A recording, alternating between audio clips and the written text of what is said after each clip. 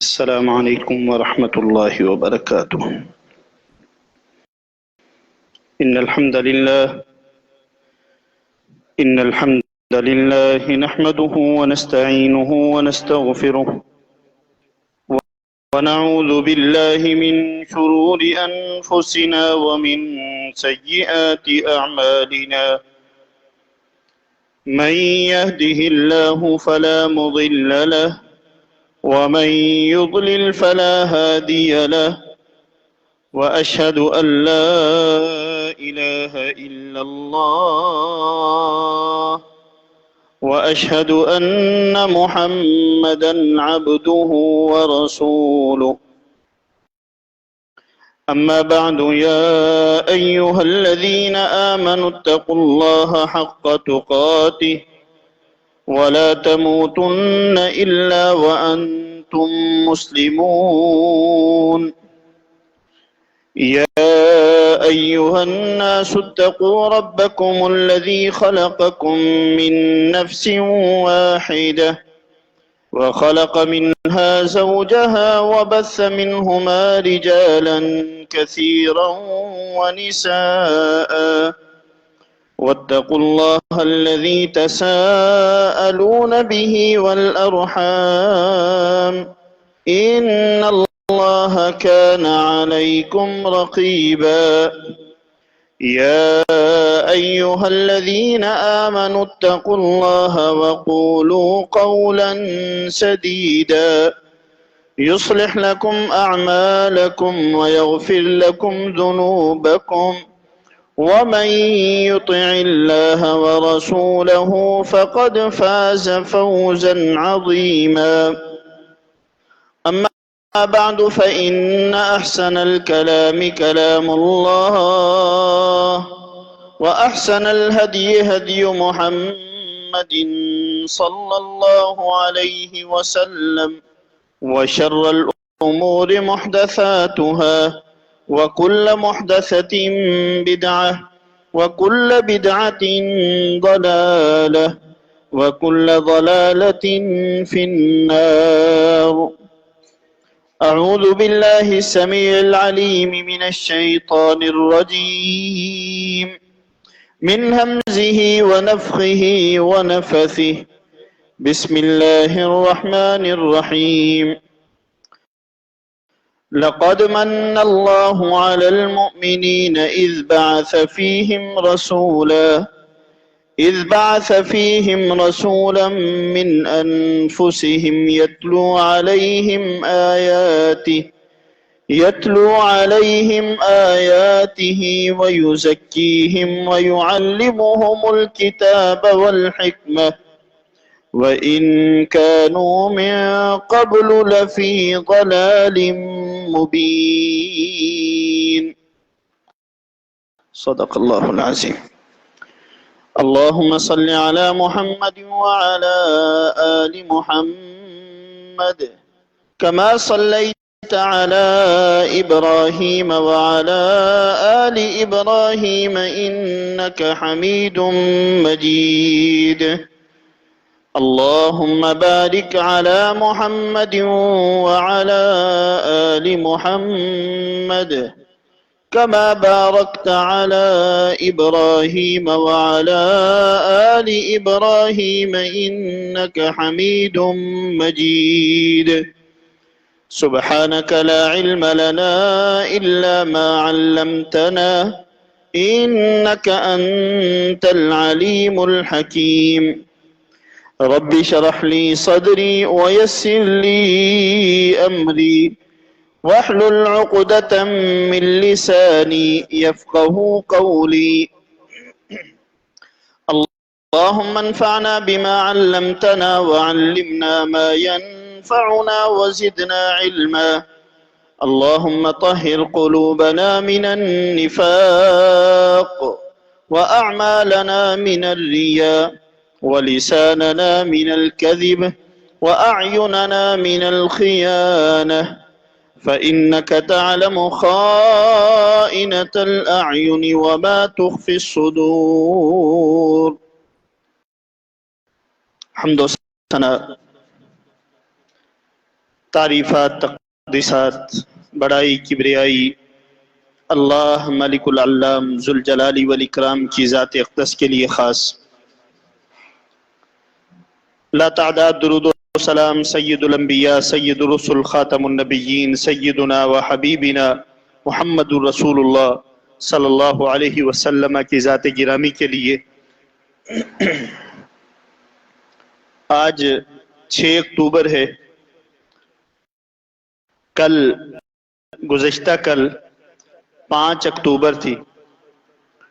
5 اکتوبر کا دن عالمی سطح پر ٹیچر ڈے کے نام سے منایا جاتا ہے، جس میں عام طور پہ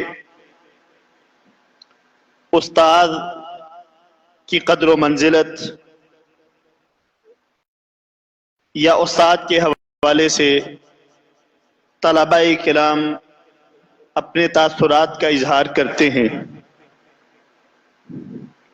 میں نے بھی مناسب سمجھا کہ آج کے خطبہ جمعہ میں ہم اپنے استاد سیدنا و حبیبنا محمد رسول اللہ صلی اللہ علیہ وسلم کی زندگی اور آپ کی شان کا یہ پہلو آج کے خطبہ جمعہ میں میں بیان کروں۔ یاد رکھیں، اللہ رب العالمین کی طرف سے مبعوث کوئی بھی نبی جو ہیں وہ اپنی قوم کے لیے ایک استاد ہوتے ہیں، معلم ہوتے ہیں، تعلیم دینے والے ہوتے ہیں۔ معلم اور تعلیم دینے والے کو ہی استاد کہا جاتا ہے۔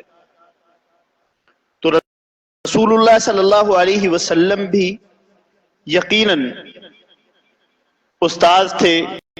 اس معنی میں آپ نے یہ ذمہ داریاں، استاد کی ذمہ داریاں نبھائیں اور اپنے صحابہ کو تعلیم بھی دی اور تربیت بھی کی، کیونکہ ایک استاد کی ذمہ داری صرف پڑھانا نہیں ہوتا، بلکہ استاد کی ذمہ داری تربیت بھی ہوتی ہے۔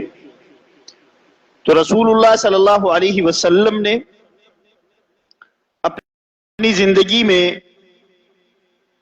ان دونوں پہلوؤں کو آپ نے بڑے شاندار انداز میں اپنے شاگردوں کے سامنے رکھا۔ آپ نے تعلیم بھی بہت اچھی دی اور پھر اپنے صحابہ کی اور اپنے شاگردوں کی تربیت بھی کمال درجے کی انشاءاللہ الرحمن رسول اللہ صلی اللہ علیہ وسلم بحیثیت معلم اور بحیثیت استاد، آپ کی سیرت ہمارے لیے نمونہ ہے۔ انشاءاللہ الرحمن سیرت کا یہ پہلو آج کے خطبہ جمعہ میں بیان کروں گا۔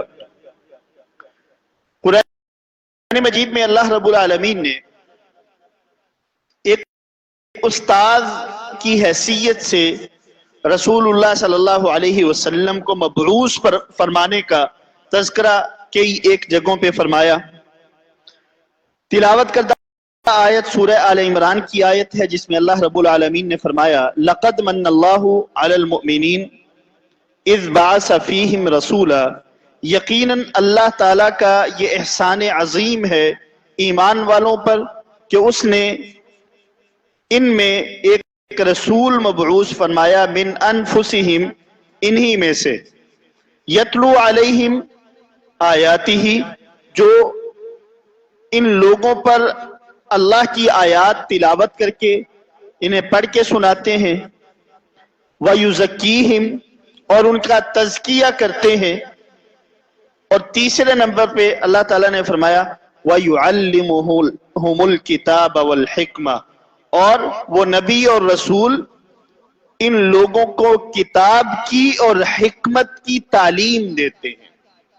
تو گویا رسول اللہ صلی اللہ علیہ وسلم ایک معلم تھے، ایک استاد تھے، اور آپ نے اللہ رب العالمین نے آپ کی اس خوبی کو قرآن مجید میں بے شمار جگہوں پہ بیان فرمایا کہ وَيُعَلِّمُهُمُ الْكِتَابَ وَالْحِكْمَةَ، وہ اللہ کے نبی جو ہیں اپنی امت کو، اپنے صحابہ کو کتاب کی اور حکمت کی تعلیم دیتے ہیں۔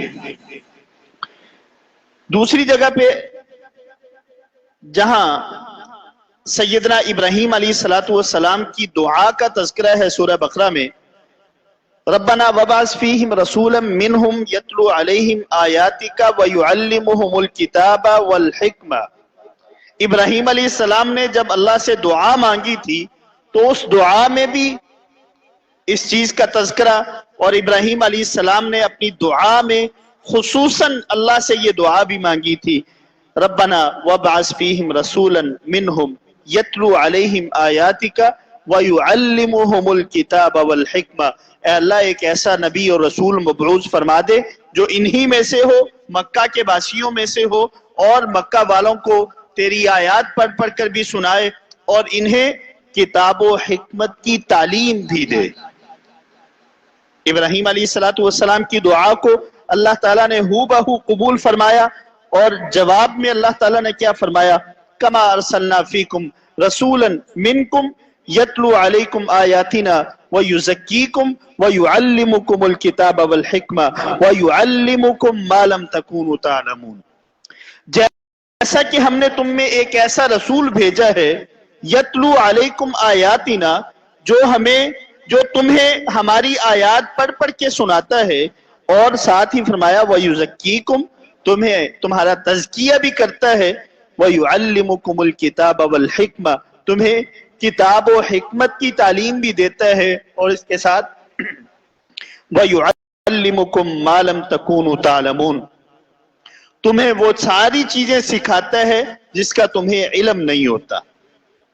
یعنی رسول صلی اللہ علیہ وسلم تمہیں وہ تمام تر چیزیں سکھاتے ہیں جس کا تمہیں علم نہیں ہے۔ اسی طرح سورہ جمعہ کی آیات کو دیکھیں تو اس میں بھی اللہ رب العالمین نے فرمایا هو الذی بعث فی الامیین رسولا منہم یتلو علیہم آیاتہ ویزکیہم ویعلمہم الکتاب والحکمہ۔ اللہ وہ ذات ہے جس نے ان پڑھ لوگوں کے اندر ایک رسول بھیجا جو انہی میں سے ہے، جو وہ رسول جو ہیں اللہ کی آیات کو ان لوگوں کو پڑھ پڑھ کے سناتے ہیں، ان کا تزکیہ کرتے ہیں، وَيُعَلِّمُهُمُ الْكِتَابَ وَالْحِكْمَةَ، اور انہیں کتاب و حکمت کی تعلیم بھی دیتے ہیں۔ اور پھر فرمایا وَإِن كَانُوا مِن قَبْلُ لَفِي ضَلَالٍ مُبِينٍ، اگرچہ لوگ اس سے پہلے کھلی گمراہی میں تھے۔ اور خود رسول اللہ صلی اللہ علیہ وسلم نے بھی فرمایا، مسند احمد کے اندر حدیث موجود ہے، آپ نے فرمایا ان اللہ لم یبعثنی معنفا ولکن بعثنی معلما میسرا۔ رسول اللہ صلی اللہ علیہ وسلم نے فرمایا کہ لوگوں، مجھے اللہ تعالیٰ نے سختی کرنے والا بنا کر نہیں بھیجا، بلکہ اللہ رب العالمین نے مجھے معلم، تعلیم دینے والا بنا کر بھیجا، اور ساتھ میں میسرن کا لفظ اللہ تعالیٰ نے، اللہ کے نبی صلی اللہ علیہ وسلم نے استعمال کیا کہ تعلیم دینے والا بھی اور لوگوں کو کے لیے آسانیاں پیدا کرنے والا بنا کر اللہ نے مجھے بھیجا ہے، لوگوں کے لیے مشقتیں پیدا کرنے والا بنا کر اللہ نے مجھے نہیں بھیجا۔ تو اس سے ہمیں ایک سبق تو یہ ملا کہ استاد جو ہے وہ اپنے طالب علموں کے لیے مشقتیں پیدا کرنے والے نہیں ہوتے، بلکہ اپنے طالب علموں کے لیے استاد آسانیاں تلاش کرتے ہیں، آسانی پہنچانے کی کوشش کرتے ہیں۔ اور اس کے ساتھ ساتھ جتنی آیات میں نے تلاوت کی ہیں، تمام آیات کے اندر ایک لفظ موجود ہے کہ وَيُزَكِّيهِمْ یا وَيُزَكِّيكُمْ، وہ اللہ کے نبی تمہارا تزکیہ بھی کرتے ہیں۔ تزکیہ اصل میں تربیت ہے۔ تزکیے کو اگر ہم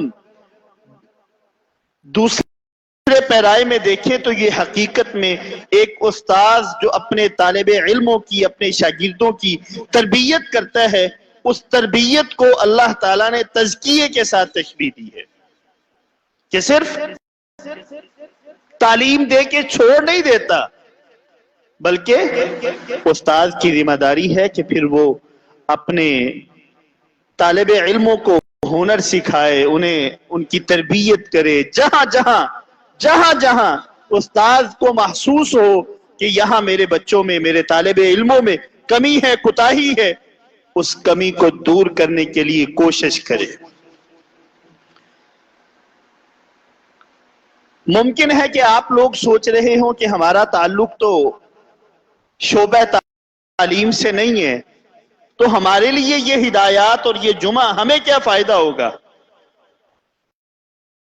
یاد رکھیں، ہر باپ اپنی اولاد کے لیے استاد ہوتا ہے، ہر باپ اپنی اولاد کے لیے استاد ہوتا ہے۔ جو تربیت ایک باپ اپنی اولاد کی کر سکتا ہے، کوئی اور نہیں کر سکتا۔ تو اس کا مطلب کیا ہے کہ یہ ساری تعلیمات ہم میں سے ہر شخص کے ساتھ ریلیٹڈ ہیں، ہر شخص کے ساتھ اس کا تعلق ہے۔ ماں ہے تو ماں بھی اپنے بچوں کے لیے ایک استاد ہے، ٹیچر ہے، ماں نے بھی اپنے بچوں کی تربیت کرنی ہوتی ہے، اسی طرح باپ نے بھی تربیت کرنی ہوتی ہے۔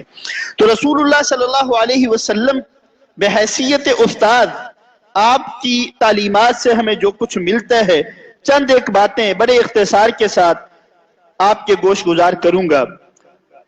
سب سے پہلی چیز، رسول اللہ صلی اللہ علیہ وسلم آنے والے طالب علموں کا خیر مقدم کرتے، یعنی ان کو،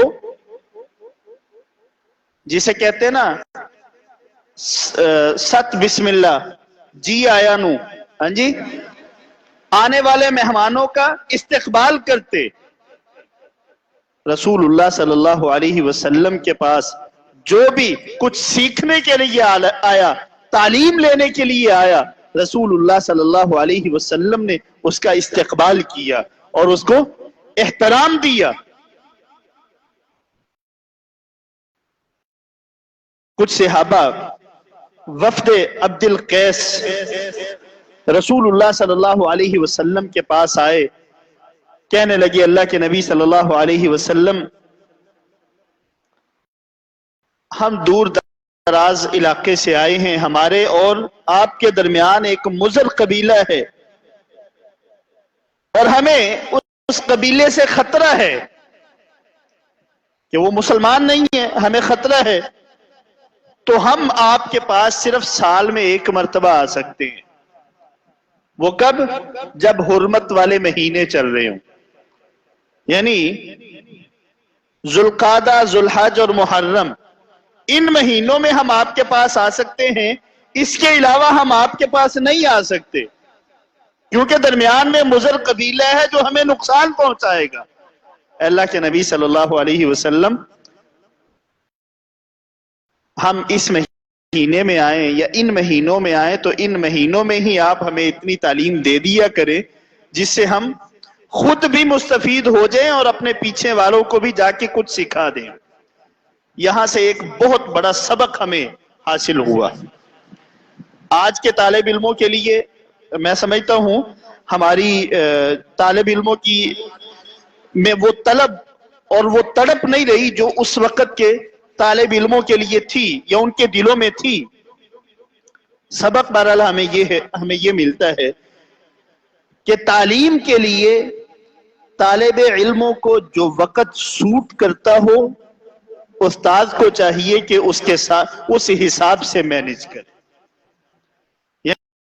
یعنی ایسا نہیں کہ ایک استاد ایک طالب علم کا وقت مثال کے طور پر اس کے یعنی کسی اور کام کا ہے، سونے کا ہے، اس کو زبردستی آپ لا کے بٹھا دیں پڑھانے کے لیے تو شاید وہ نہ سیکھ سکے، وہ کچھ سیکھ نہیں سکے گا۔ رسول اللہ صلی اللہ علیہ وسلم نے آنے والے اس وفد کو تعلیم دی اور ساتھ میں ان کے طے شدہ وقت، یعنی جیسے انہوں نے کہا اے اللہ کے نبی ہم صرف حرمت والے مہینوں میں آ سکتے ہیں، آپ نے کہا ٹھیک ہے ان مہینوں میں آ جاؤ اور آ کے مجھ سے سیکھ لیا کرو۔ دوسری چیز، رسول اللہ صلی اللہ علیہ وسلم بعض اوقات یعنی آپ کا طرز عمل یہ تھا کہ آپ جو سیکھنے کے لیے آتے تھے ان میں اور سکھانے والے میں زیادہ گیپ نہیں ہوتا تھا. ہمارے ہاں ہوتا کیا ہے کہ استاد یا ایک عالم دین اس نے اپنے اور عوام کے اندر اتنی دوری پیدا کر لی ہے کہ عوام ان کے پاس آ کے بیٹھ نہیں سکتی، ان سے کچھ بات نہیں کر سکتی، سوال نہیں کر سکتی. یہ دوری ختم ہونی چاہیے. جب قربت ہوگی تو اس قربت سے طالب علموں کو زیادہ سیکھنے کا موقع ملے گا. رسول اللہ صلی اللہ علیہ وسلم نے جب دیکھا لوگوں کو، آپ حکم دیتے باقاعدہ حکم دیتے کہ لوگوں تم امام کے، خطیب کے یا جو آپ کو تعلیم دے رہا ہے اس کے قریب ہو کر بیٹھا کرو. یعنی جتنا قریب ہوگے تمہاری توجہ، دھیان اس امام، خطیب یا اس معلم کی طرف ہوگا اور اس سے تم زیادہ کچھ سیکھ سکو گے. اور آپ نے ساتھ میں یہ بھی فرما دیا فَإِنَّ الرَّجُلَ لَا يَزَالُ يَتَبَاعَدُ حَتَّى يُؤَخَّرَ فِي الْجَنَّةِ وَإِن دَخَلَهَا. بندہ نا، بعض طالب علموں کی عادت یہ ہوتی ہے نا، وہ استاد سے چھپتے ہی رہتے ہیں. ان کی کوشش یہ ہوتی ہے کہ استاد کی نظر ہم پر نہ ہی پڑے تو بہتر ہے. رسول اللہ صلی اللہ علیہ وسلم نے اس کا نقصان کیا بیان فرمایا. یہ طالب علموں کے لیے، یہاں طالب علم موجود ہیں اور بچے بھی موجود ہیں، یہ سبق ہے. رسول اللہ صلی اللہ علیہ وسلم نے فرمایا کہ بندہ جس طرح دور دور ہوتا جاتا ہے نا، حتی لا یزال یتباعد حتی یؤخر فی الجنہ وان دخلها، حتیٰ کہ وہ جنت میں بھی لیٹ ہو جاتا ہے، اگرچہ وہ ہو جائے گا لیکن یہ ہے کہ ذرا پیچھے رہ جائے گا، پیچھے رہنے والوں میں سے ہوگا، دیر سے داخل ہونے والوں میں سے ہوگا. تو اس لیے استاد، معلم، تعلیم دینے والے کے قریب بیٹھ کر اس سے سیکھنے کی کوشش کیجیے. اور ہر باپ، چونکہ اس پہلو کو بھی میں نے ساتھ ساتھ بیان کرنا ہے، کیونکہ ہر باپ اپنی اولاد کے لیے ایک استاد ہوتا ہے. استاد کو یہ فاصلہ ختم کرنا چاہیے. ہمارے ہاں آج کل رات کو ایک بہت اہم میٹنگ تھی، رات لیٹ تک وہ میٹنگ چلتی رہی. ایف آئی اے کے ڈائریکٹر ان کے ساتھ میٹنگ تھی، تو بڑی اہم بات جو وہاں ڈسکس ہوئی کہ آج کل جو بچوں کے جو بچے ڈی ٹریک ہو رہے ہیں الہاد کی طرف، اللہ کا انکار جن بچوں میں آ رہا ہے، جو بچے بے حیائی کی طرف جا رہے ہیں، فحاشی کی طرف جا رہے ہیں، اس کی وجوہات پر غور کرتے ہوئے بڑے بڑے سکالرز موجود تھے. جس نتیجے پہ ہم پہنچے وہ یہ تھا کہ جیسے جیسے بچوں میں اور ان کے والدین میں فاصلہ بڑھتا جا رہا ہے نا، اس طرح بچے جو ہیں وہ ڈی ٹریک ہو رہے ہیں، خراب ہو رہے ہیں. باپ جو ہے وہ اپنے بچوں کو ٹائم نہیں دیتا، ماں اپنے بچوں کو ٹائم نہیں دیتی.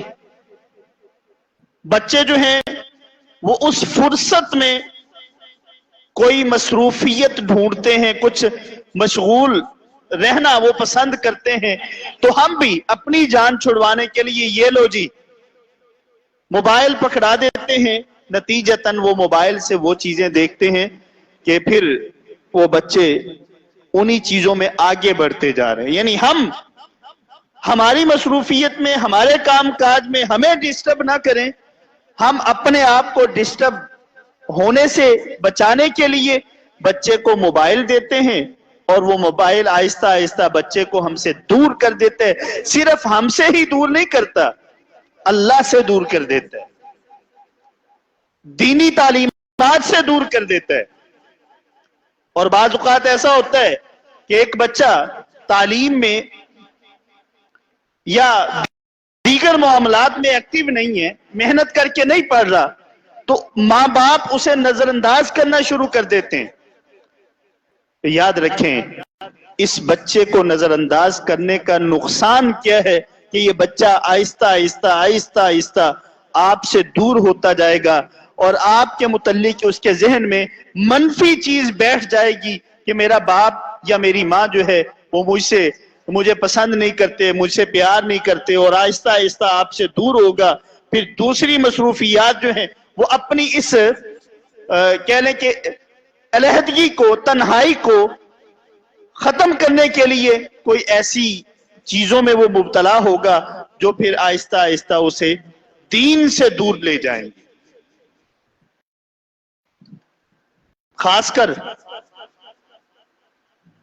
جن بچوں کو غیر مسلم بھی، قادیانی خاص کر، جو ٹارگٹ کر رہے ہیں بچوں کو ڈی ٹریک کرنے کے لیے، 18 سال سے لے کر 24 سال کی عمر تک کے جو بچے ہیں نا، 24-25 سال کی عمر تک کے بچے، ان بچوں کو وہ ٹارگٹ کر رہے ہیں،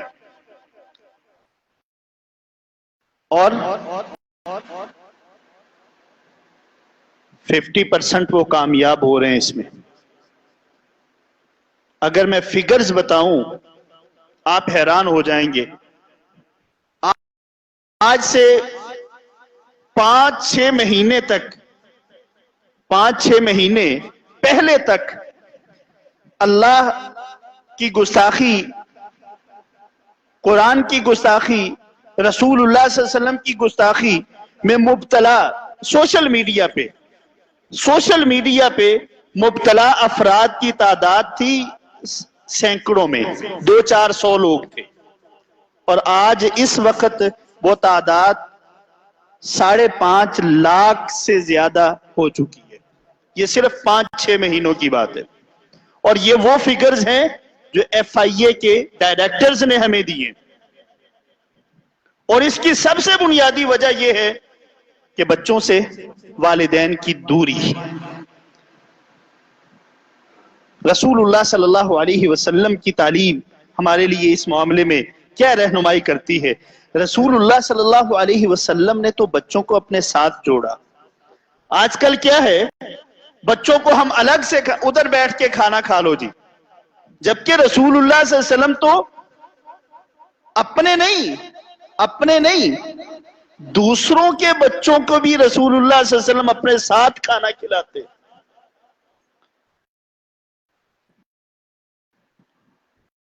عمر بن انس رضی اللہ عنہ فرماتے کہ میں بچہ تھا، میری عادت یہ تھی کہ جب میں کھانا کھاتا تو میرا ہاتھ جو ہے وہ پوری پلیٹ کے اندر گھومتا تھا، کبھی ادھر سے لقمہ لگایا، کبھی ادھر سے لگایا، کبھی ادھر سے لگایا۔ رسول اللہ صلی اللہ علیہ وسلم نے، وہ بچے ہیں ابھی، اور اپنے بچے نہیں ہیں، کسی اور کے ہیں، رسول اللہ صلی اللہ علیہ وسلم کے ساتھ آپ کی پلیٹ میں کھانا کھا رہا ہے وہ بچہ۔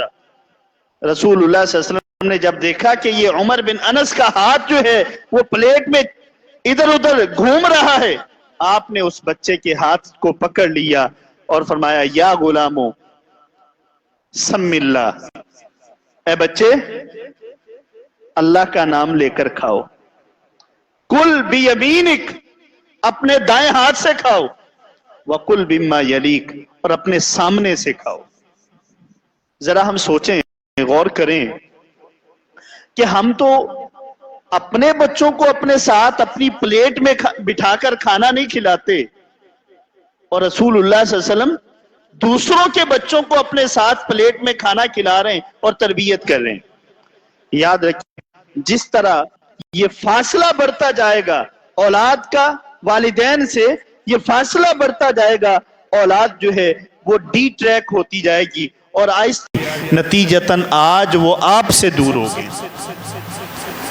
بحیثیت استاد میں دوبارہ اپنا جملہ دہراتا ہوں، ہر باپ اپنی اولاد کے لیے ایک استاد ہوتا ہے، اور ہر باپ کو چاہیے کہ جس طرح رسول اللہ صلی اللہ علیہ وسلم نے یہ فرمایا کہ لوگوں قریب قریب ہو کے بیٹھا کرو، لوگوں اپنے امام اور اپنے معلم کے قریب ہو کے بیٹھا کرو، کیوں فاصلہ نہ رہے، اور تربیت میں جو یہ فاصلہ دوری ڈال سکتا ہے اور آپ کی تربیت میں کمی رہ سکتی ہے وہ کمی نہ رہے۔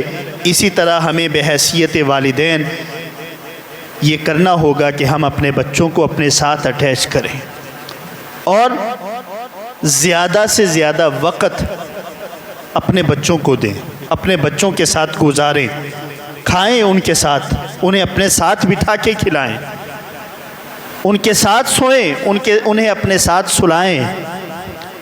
سوتے ہوئے رسول اللہ صلی اللہ علیہ وسلم کی آپ نے اکثر دیکھا ہوگا کہ بچے رات کو ڈر جاتے ہیں، وہ تنہائی کی وجہ سے ڈرتے ہیں۔ آپ ان کو اپنے ساتھ سلائیں اور رسول اللہ صلی اللہ علیہ وسلم کی سکھائی ہوئی وہ دعائیں، وہ صورتیں وہ انہیں پڑھائیں۔ رسول اللہ صلی اللہ علیہ وسلم نے کیا فرمایا؟ رات کو آپ کی تعلیم کیا ہے کہ رات کو سونے سے پہلے 3 مرتبہ قل هو اللہ، 3 مرتبہ قل اعوذ برب الفلق، 3 مرتبہ قل اعوذ برب الناس۔ آپ نے یہ تعلیم کس کو دی تھی؟ اپنی بیٹی فاطمہ کو رضی اللہ عنہا۔ بیٹی نے آ کے سوال کیا تھا اللہ کے نبی صلی اللہ علیہ وسلم، اے ابا جان آپ کے پاس غلام آئے ہیں، میں کام کر کر کے تھک جاتی ہوں، مجھے کوئی غلام دے دیجئے جو میرا معاون بن جائے، میری مدد کرے کام کاج میں۔ رسول اللہ صلی اللہ علیہ وسلم نے فرمایا، اے فاطمہ کیا تجھے میں غلام سے بہتر چیز نہ دوں؟ فاطمہ رضی اللہ عنہا نے فرمایا اللہ کے نبی ضرور دیجئے۔ آپ نے 2 چیزیں سکھائیں، ایک دعا سکھائی اور دوسرے نمبر پہ یہ تسبیح فاطمہ کے نام سے یہ تسبیح مشہور ہے کتب احادیث میں۔ رسول اللہ صلی اللہ علیہ وسلم نے یہ اپنی بیٹی کو یہ تسبیح سکھائی۔ ذرا ہاتھ کھڑا کریں جو اپنے بچوں کو اس طرح اپنے ساتھ بٹھا کے اس طرح تسبیحات یا اس طرح دعائیں سکھاتے ہوں۔ ہم نے تو چھوڑ دیا جی، ہمارے بچے قاری صاحب کے پاس پڑھنے جاتے ہیں، قاری صاحب جانے اور بچے جانے۔ قاری صاحب نے جو دعائیں سکھانی ہیں وہ سکھا دیں، بس ہم نہیں سکھا سکتے۔ ہم کیسے سکھا سکتے ہیں جب ہمیں خود نہیں آتی؟ تربیت کے لیے میں نے پھر وہی جملہ، یہ جملہ میں بار بار دہرا رہا ہوں کہ باپ اپنی اولاد کے لیے سب سے پہلا اور بہترین استاد ہوتا ہے۔ اولاد جو ہے جو چیزیں اپنے باپ سے سیکھتی ہے کسی اور سے نہیں سیکھ سکتی۔ اولاد جو چیزیں اپنی والدہ سے سیکھ سکتی ہے وہ کسی اور استاد سے نہیں سیکھ سکتی۔ اس لیے ہر باپ کو چاہیے کہ وہ اپنی اولاد کے لیے استاد بن جائے۔ استاد ظاہر ہے اس نے علم حاصل کیا ہوتا ہے تو آگے طالب علموں کو سکھاتا ہے نا، ایسے ہی ہر باپ یہ چیزیں، یہ دعائیں، تسبیحات، مسنون اعمال رسول اللہ صلی اللہ علیہ وسلم کے، رسول اللہ صلی اللہ علیہ وسلم سے محبت تو ہمیں ہے، اس میں کوئی شک نہیں ہے، لیکن کبھی ہم نے غور نہیں کیا اور کبھی ہم نے عمل کرنے کی کوشش نہیں کی اس انداز سے کہ رسول اللہ صلی اللہ علیہ وسلم کیسے سوتے تھے، آپ کیسے کھاتے تھے، کیسے پیتے تھے، آپ کیسے اٹھتے تھے، کیسے چلتے تھے، آپ نے کھانا کھانے سے پہلے کیا پڑھا، کھانے کے بعد کیا پڑھا۔ یہ ساری چیزیں جو ہیں بچپن میں کہیں سیکھی ہوں گی اور اس کے بعد پھر ہم نے نظر انداز کر دی۔ ہمیں چاہیے کہ ہم اپنے بچوں کی تربیت خود کریں، اپنے بچوں کے لیے استاد بن جائیں۔ رسول اللہ صلی اللہ علیہ وسلم بحیثیت معلم، آج کا موضوع میں بیان کر رہا ہوں۔ رسول اللہ صلی اللہ علیہ وسلم جب کسی کو کوئی بات سکھانا چاہ رہے ہوتے تھے نا، اور وہ بچہ یا وہ مجلس میں لوگ بیٹھے باتیں کر رہے ہوتے تھے تو رسول اللہ صلی اللہ علیہ وسلم انہیں اپنی طرف متوجہ کرنے کے لیے انہیں خاموش بھی کرواتے کہ خاموشی اختیار کرو، خاموشی سے میری بات سنو۔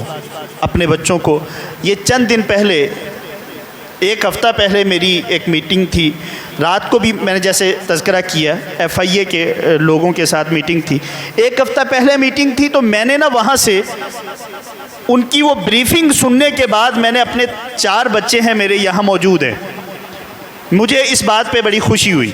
میں نے اپنے بچوں کو بٹھایا، میں نے بچوں سے کہا کہ آپ کی ضرورت کی ساری چیزیں میں لا کر دوں گا، لیکن آئندہ یہ موبائل نہیں دیکھنا، اور اللہ کی توفیق سے اس آج کل پوزیشن کیا ہے کہ وہ کوئی چیز دیکھنے سے پہلے مجھ سے پوچھتے ہیں کہ ہم یہ چیز دیکھ لیں، اور یہ میرے وعدہ لینے کے بعد تقریباً 1 ہفتے تک تو انہوں نے کوئی چیز دیکھی نہیں، نہ موبائل کو ہاتھ بھی نہیں لگایا۔ تو اپنے بچوں کی تربیت کے لیے ضروری ہے کہ ہم اپنے بچوں کو اپنے ساتھ اٹیچ کریں، اور ہم بھی ظاہر ہے میرے سمیت ہم میں سے اکثر میں یہ سستی موجود ہے کہ ہم گھر آتے ہیں تو گھر آ کر بھی موبائل کو وقت دیتے ہیں، بچوں کو وقت نہیں دیتے۔ میں بھی اس میں کوتاہی ہوتی ہے۔ یاد رکھیں، گھر آ کے آپ اس کو ذرا کچھ وقت کے لیے سائڈ پہ رکھ دیں اور اپنے بچوں کو وقت دیں، انشاءاللہ وہ بچوں کی تربیت جس انداز سے آپ کر سکتے ہیں کوئی اور نہیں کر سکتا۔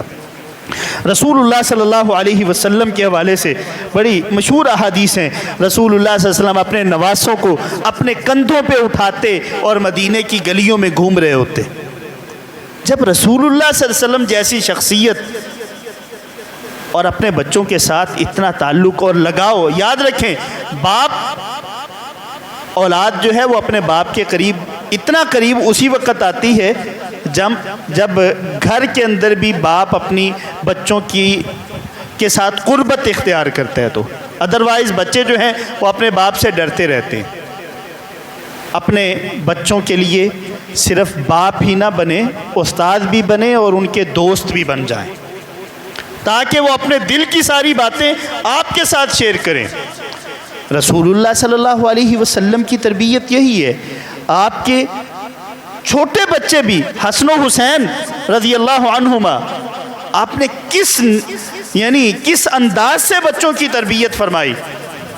ایک مرتبہ کچھ صدقے کی کھجوریں آئیں،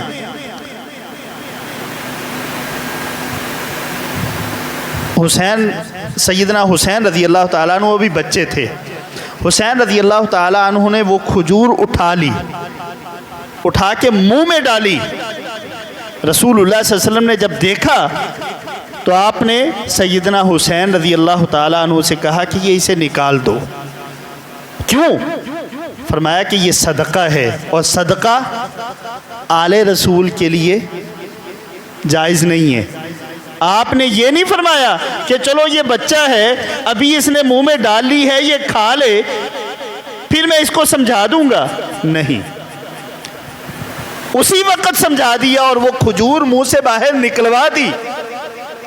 اس کا مطلب کیا ہے کہ بچوں کی تربیت کی اصل عمر یہی ہوتی ہے جس میں وہ ہمارے کنٹرول میں ہوتے ہیں، ہماری بات مانتے ہیں۔ جب یہ عمر ہم بچہ ہے بڑا ہوگا سیکھ لے گا، بچہ ہے بڑا ہوگا سیکھ لے گا، یہ جملہ کہہ کے ہم بچے کو ایسے کاموں پہ لگا دیتے ہیں، ایسے کاموں کا عادی بنا دیتے ہیں جو ناجائز ہیں، شرعاً حرام کام ہے، غلط کام ہے۔ ساز موسیقی بچے سن رہے ہوتے ہیں، ہم کہتے ہیں بچہ ہے بڑا ہوگا چھوڑ دے گا۔ یاد رکھیں اسلام نے، رسول اللہ صلی اللہ علیہ وسلم نے کیا فرمایا کہ بچہ 7 سال کا ہو تو اسے نماز کا حکم دے، جب بچہ 10 سال کا ہو جائے تو ہلکی پھلکی ڈانٹ ڈپٹ کے ساتھ اسے نماز کا عادی بنائے۔ نہ تو 7 سال کی عمر میں نماز فرض ہے اور نہ ہی 10 سال کی عمر میں نماز فرض ہے۔ پھر آپ نے یہ تعلیم کیوں دی؟ تاکہ وہ بالغ ہونے سے پہلے فرائض کا پابند ہو چکا ہو، عادی بن چکا ہو۔ ہم وہ بچپنے اور تربیت والی عمر جو ہے وہ بچہ ہے کہہ کے گزار لیتے ہیں، اور پھر بچہ جب بڑا ہو جاتا ہے تو پھر ہماری بات نہیں مانتا، پھر ہم پریشان ہوتے ہیں۔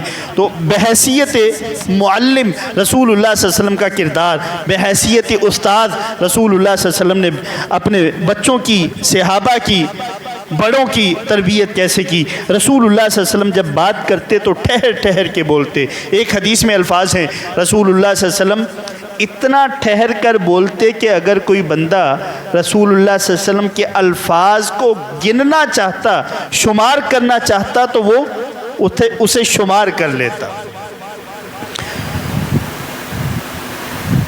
ہمارے ہاں خطبائے اعظام ان خطباء کو زیادہ پسند کیا جاتا ہے جو تسلسل کے ساتھ، ایک تیزی کے ساتھ بے شمار الفاظ اپنی زبان سے نکال جائیں۔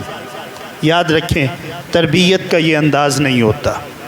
تربیت کے لیے گفتگو میں ٹھہراؤ ہوتا ہے، اور لوگوں کے دلوں میں بات اتارنا مقصود ہو تو یقیناً اس میں ٹھہراؤ آ جائے گا۔ رسول اللہ صلی اللہ علیہ وسلم کا بہرحال تربیت کا انداز یہی تھا کہ آپ ٹھہر ٹھہر کر بات کرتے، اور حتیٰ کہ رسول اللہ صلی اللہ علیہ وسلم نے اگر ایک مرتبہ کوئی بات کر دی، صحابہ نے، کسی نے سوال کر لیا، تو آپ اس کا جواب ضرور دیتے۔ ہمارے ہاں تو سوال کی اجازت ہی نہیں دی جاتی۔ رسول اللہ صلی اللہ علیہ وسلم کئی سوالات کے، سخت ترین سوالات کے جواب بھی اچھے انداز سے دیتے۔ ہمیں بھی بہرحال یہ انداز اپنانا چاہیے، اور بچوں کو بھی اور بڑوں کو خصوصاً۔ رسول اللہ صلی اللہ علیہ وسلم بعض اوقات مثالیں دے کر سمجھاتے، کوئی بات سمجھانے کے لیے کسی نہ کسی چیز کی مثال دے دیتے۔ بعض اوقات رسول اللہ صلی اللہ علیہ وسلم تربیت میں لوگوں کو کچھ سکھانے کے لیے، سمجھانے کے لیے لوگوں سے سوال کر لیتے۔ اس کا مقصد کیا ہوتا کہ لوگ اچھی طرح متوجہ ہو جائیں۔ کئی ایک احادیث میں یہ بات، آپ کا یہ انداز موجود ہے۔ آپ نے فرمایا مل مفلس، لوگوں میری امت کا مفلس آدمی کون ہے؟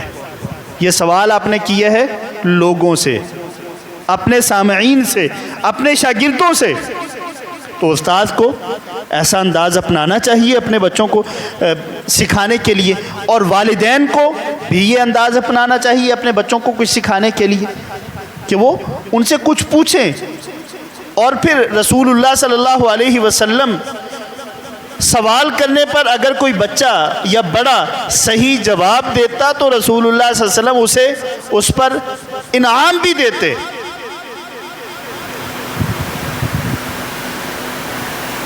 ایک صحابی رسول اللہ صلی اللہ علیہ وسلم نے مجلس میں سوال کیا، تو ایک صحابی رسول نے اس کا جواب دیا، تو آپ نے اسے انعام کے طور پر امین الامت، کہ یہ بندہ میری امت کا امین ہے، امانت دار ہے، اس سے بڑا امین کوئی نہیں ہے۔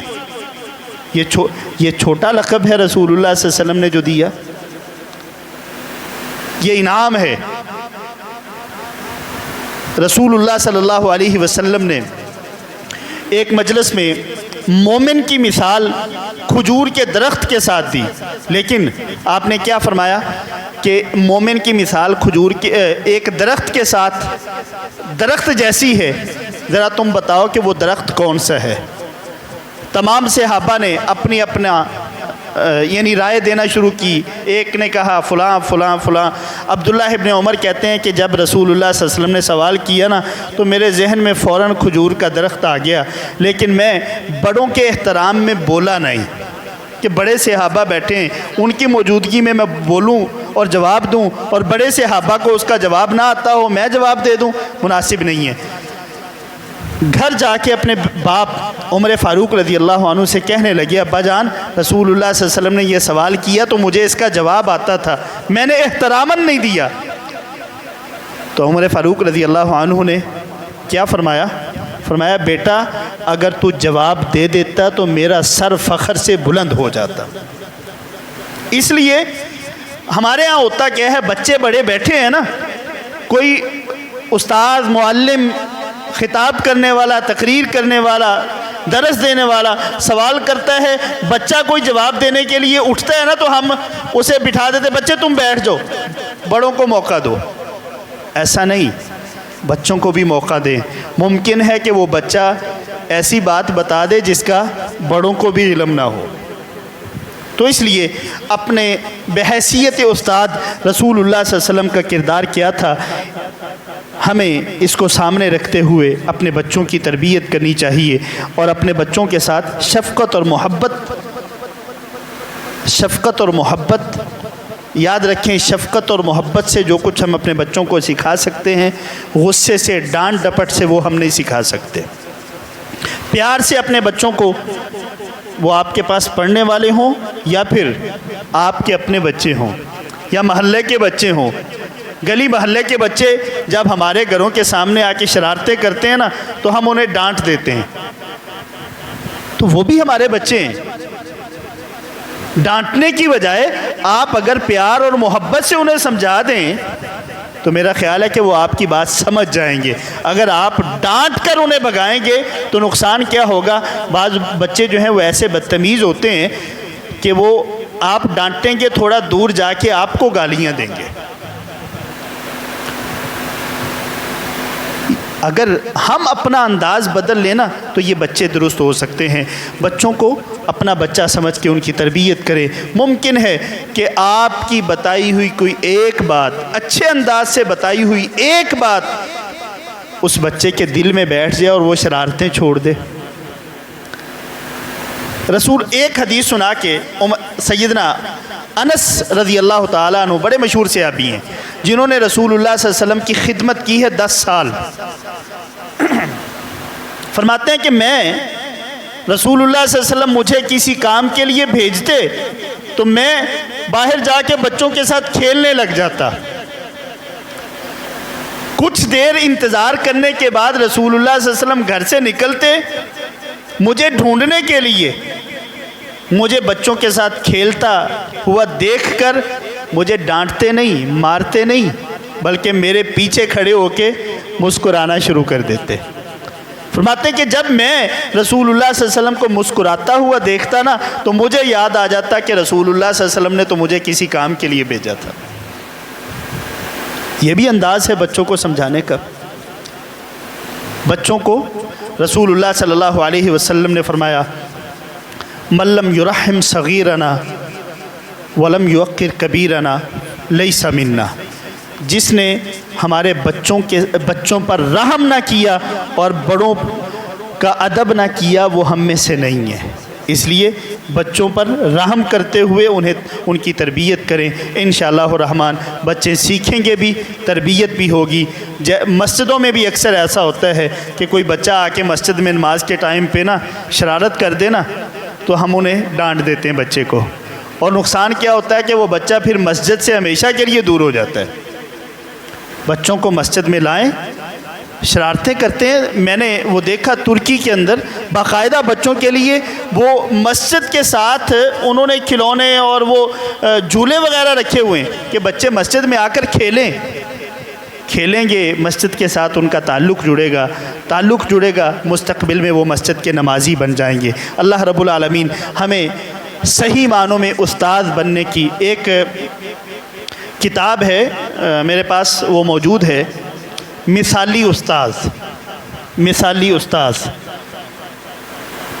والدین کو بھی چاہیے کہ وہ کتاب پڑھیں، اور اگر کوئی شعبہ تعلیم کے ساتھ منسلک لوگ ہیں تو انہیں بھی چاہیے کہ اس کتاب کا مطالعہ کریں۔ والدین چونکہ انہوں نے بچوں کی تربیت کرنی ہے تو اس لیے انہیں چاہیے کہ وہ کتاب کا ضرور مطالعہ کریں، بڑی چیزیں سیکھنے کو ملیں گی۔ اللہ رب العالمین ہمیں صحیح معنوں میں بچوں کی تربیت کی توفیق عطا فرمائے۔ ان اريد الا الاصلاح ما استطعت وما توفیقی الا باللہ علیہ توکلت والیہ انیب۔